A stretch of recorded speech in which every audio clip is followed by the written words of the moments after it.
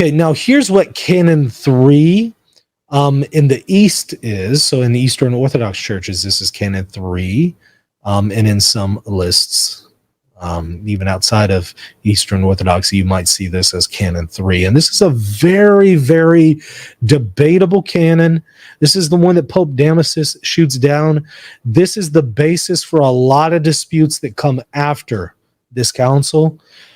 Whether we're talking about Chalcedon, whether we're talking about Florence, this is going to be the basis of a ton of disputes between the Catholic Church and the Eastern Orthodox Church, and even prior to that dispute, between the Church of Rome and the Church of Constantinople. The Bishop of Constantinople, however, shall have the prerogative of honor after the Bishop of Rome. Why? Because Constantinople is New Rome. Well, at the time of the empire, you did have the empire kind of divided into two, with Old Rome being the city of Rome, and that's the capital of the western part of the empire, and the eastern part of the empire, newly established by Constantine, is Constantinople.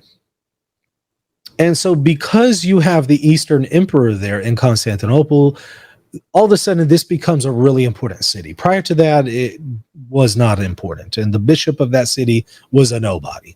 But now that the emperor has his seat there, well, that bishop got a lot of extra authority because of that. Because there is some truth to the notion that many of the bishops in the early church had more authority depending on the city that they were in. So a really important metropolis, its bishop is going to be really important. It'll be an archdiocese. He'll be a metropolitan. And he might have some administration over neighboring bishops of, Podunkville, or, some random place in the backwoods, right? If you're just a bishop of a little tiny city, you're likely going to answer to the closest metropolitan. So the reasoning here is going to be, well, hey, if Old Rome is number one in the church, well, you know what? Constantinople has to be number two now in the church. A couple things going on here. Number one, the rationale behind this doesn't necessarily have to be, but could be very problematic. It's certainly true that Rome was an incredibly important church in the early church for a number of reasons. It had a ton of martyrs. Peter and Paul established it. It's obviously the seat of the empire. All that is true. But first and foremost, the biggest reason why Rome was number one in the early church is because Jesus gave Peter the primacy of the church, and Peter discharged the fullness of his authority in Rome to the Bishop of Rome in perpetuity. So, yes, its position in the empire, a ton of martyrs, all that helped bolster the authority, helped increase the authority of Rome, but it's not the essential basis for its authority. The essential basis is a divine commission in Matthew 16, 18 through 19. Or so Pope Damasus and the popes say.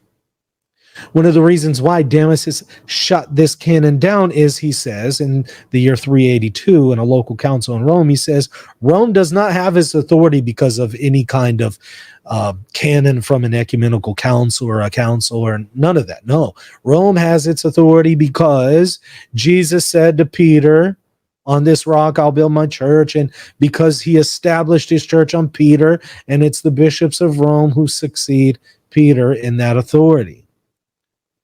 So that's why this was initially shot down. And it's also a form of this is going to be shot down in the Fourth Ecumenical Council.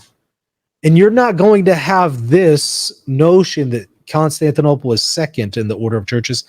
That will finally be adopted, but way later at Constantinople IV in the year 869 to 870. So it's going to be a while before Rome accepts this canon. And at first it doesn't accept it on the basis that, no, this doesn't do justice to the claim of Rome. Later on at Chalcedon 451, it's going to be rejected because, well, this is going against the order of churches at Nicaea. Eventually, it will be adopted because there is a way to reconcile this with papal supremacy and the other understanding of the papacy. There is a way, but it could certainly be abused, and it could certainly be used to undermine papal primacy. And sometimes it was. It's not absolutely irreconcilable because, again, you can say, well, there's a sense in which you could say Constantinople is number two compared to Rome being number one because of its position in the empire. Yes, insofar as one's position in the empire does certainly establish a great deal of authority for a bishop. And yes, that certainly helped Rome increase its authority, but it's not the absolute basis for it. So, the Bishop of Rome, however, shall have the prerogative of honor after the Bishop of Rome. Bishop of Constantinople shall have the prerogative of honor after the Bishop of Rome because Constantinople is New Rome. It's a very short canon right now. It's going to be expanded in Canon 28 at Chalcedon in 451. It will be shut down by Leo the Great at the time, but this is kind of a very short version of it. It's going to be expanded later, but already you're seeing Constantinople is trying to be number two. Well, who's number two right now in the church? Alexandria.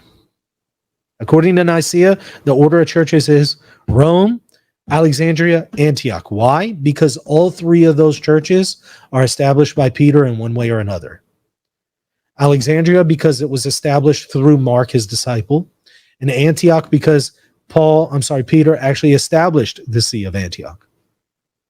Now, they're not first because ultimately the fullness of Peter's authority was discharged in Rome, not Antioch, not Alexandria. But because they had some kind of connection to Peter, they're called Petrine sees.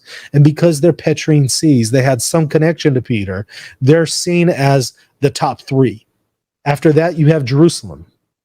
Why? Because that's where Jesus was crucified. So right now, Constantinople is trying to make it into number two. What's that going to do? It's trying to push Alexandria out of the way and insert itself above Alexandria. So now you're going to start to see Alexandria and Constantinople fight against each other. At the Third Ecumenical Council, Alexandria will be triumphant over Constantinople in condemning its Patriarch Nestorius. But it's going to be flip-flopped. At Chalcedon, it's the exact opposite. You're going to have Constantinople condemning the Patriarch of Alexandria. So they're going to be going back and forth, fighting at each other. But you can see a number of problems. Number one, it could be used to cast doubt on papal primacy and the reason for papal primacy. And then number two, it's now trying to insert itself above Alexandria, another Petrine see. I hope you enjoyed that clip. That is from my lecture on the Second Ecumenical Council, Constantinople 1 of 381. That is from my course on the 7 Ecumenical Councils.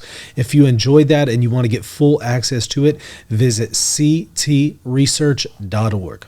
Are you ready to deepen your faith and sharpen your understanding of theology? Welcome to the Center for Theological Research, your gateway to transformative learning. At CTR, you will find in-depth courses designed to equip you with the tools to grow in your understanding of the faith. Explore courses like the 7 Ecumenical Councils and uncover the foundational truths that shape Christianity. Master the ability to determine the level of a doctrine in the Theological Notes course. And in the Logical Fallacies and Apologetics course, you'll learn to spot the logical errors often encountered in non-Catholic apologetics content. Also, check out the ebooks that are available to you for free. Start your journey today. Visit ctresearch.org and take the next step in your faith formation. Hey, thank you so much for watching. I hope you enjoyed the content. Don't forget to hit the subscribe button, the like button, and if you want to support the channel, visit patreon.com/Reason and Theology.